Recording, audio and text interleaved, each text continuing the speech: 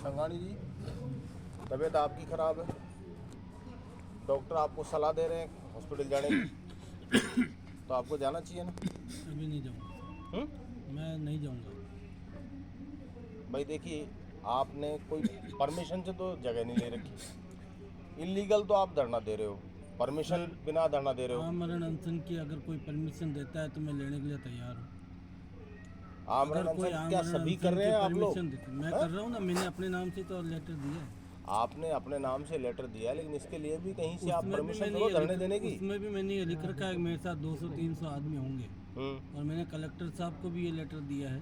लेकिन आयुक्त अगर साहब को भी आपकी दिया, आपको तबीयत भी खराब है, डॉक्टर आपको सलाह दे रहे हैं हॉस्पिटल जाने दिया। की। ये बात मैं भी जानता था कि मेरी तबीयत खराब होगी, मगर मेरी डिमांड पूरी नहीं हो उससे पहले मैं उठने का फ़ायदा क्या? फिर मैं बैठा ही क्यों? फिर मैं बैठा क्यों? लेकिन आप जब मेरा डेलीगेशन कराइए, मेरी वार्ता करवाइए। मुझे किससे कोई शौक करवाइए? नहीं है, मेरे भी सर बड़े बड़े बच्चे हैं, मुझे शौक नहीं है यहाँ पे आमरण अनशन करके इस प्रकार से कुछ करके। मगर जब हमारी मांगें पूरी नहीं हो रही है तब मैं यहाँ बैठा हूँ। मुझे कोई शौक नहीं है अपनी काया को कष्ट देना या घर वालों को तकलीफ देना या मेरे इन साथियों को तकलीफ देना। कोई शौक से नहीं बैठता सर, आप भी अच्छी तरह जानते हैं। लेकिन जब देखो मेरी बात सुनो, आमरण अनशन करो, हमने नहीं करे कि भाई आप आमरण मंच करो, ठीक है, अपनी मांगे आप जो मांग रहे हो जो ठीक है, वो अब सरकार को भी डिपेंड करता है। लेकिन सरकार अगर से ही आपकी डिमांड है तबीयत हमारी। खराब हो रही है और आपको डॉक्टर सलाह दे रहे हैं हॉस्पिटल जाइए, सर मैं मानता हूँ आपकी बात को, मगर जब तक मेरी डिमांड पूरी नहीं होगी मैं नहीं उठूँगा यहाँ से। वार्ता के लिए मुझे वार्ता के लिए चाहिए, मुझे वार्ता डेलीगेशन करा दीजिए। मेरी वार्ता में सफलता हो जाती है, मैं खुद ही उड़ जाऊंगा। मुझे कोई कुछ शौक नहीं है यहाँ बैठने का। हॉस्पिटल नहीं जाएंगे आप। नहीं सर। फिर अगर आपकी ज़्यादा तबीयत खराब होती है उसकी जिम्मेदारी किसकी रहेगी? सर वो मेरी खुद की जिम्मेवारी है, सरकार की जिम्मेवारी है, जिसके विरुद्ध मैं बैठा हूँ, भाई जिनसे आप या मेरी तो लिख के डिमांड दे है। दीजिए कि मैं कहीं नहीं जाऊँगा। हाँ लिखवा लीजिए मेरे से, जब तक मेरी डिमांड पूरी नहीं होती मैं नहीं जाऊँगा। आपको लिखवा डॉक्टर लीजिए, साहब मैं ने लिख के दे रेफर दूँगा। किया है।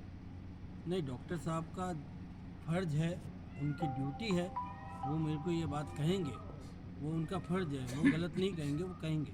मगर मेरी भी एक डिमांड है कि मेरी मांग अगर पूरी हो जाएगी मैं स्वतः ही उड़ जाऊंगा। मुझे भी कोई जरूरी नहीं है यहाँ बैठना। भाई ये सरकार का फैसला है तो सर सरकार के विरुद्ध ही है तो सर, और मैं सुनो आपसे मेरी भी नहीं बात, कह रहा हूँ, देखो मेरा भी मेरी सरकार बात, के विरुद्ध ही मेरी है। बात सुनो।